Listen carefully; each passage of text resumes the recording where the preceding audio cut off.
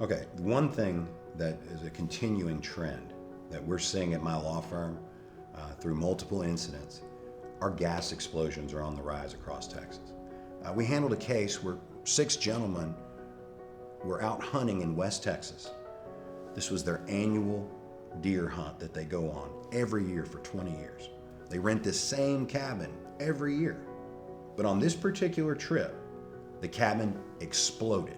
When they got out to the cabin this year, they realized that they didn't have any gas, any propane.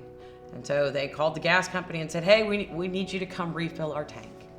What they didn't know is that no one had really looked at this system in a while. There had been some repairs to the house the year before. They'd closed in the crawl space underneath the home to try and make it warmer during the winter months, particularly out in West Texas.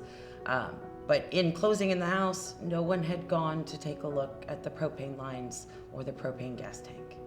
And unfortunately, the gentleman that they called out that particular Sunday, he showed up as though you're just filling up a regular old gas tank for your car, as opposed to a 500-gallon above-ground propane tank that may have leaky lines going into a home.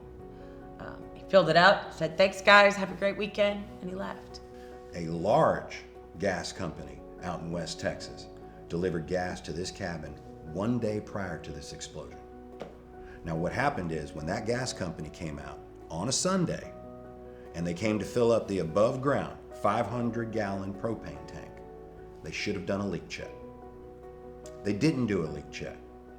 And the gas system had leaks all throughout it. So the very next day, when one of the hunters went to light the pilot light at the hot water heater, he saw a blue flame trace down under the floor, and boom, all 6 guys were catastrophically injured.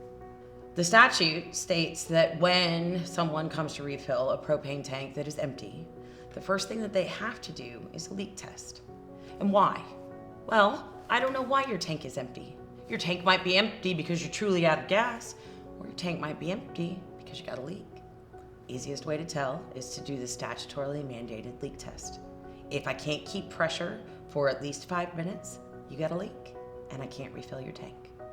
This gentleman didn't do that day.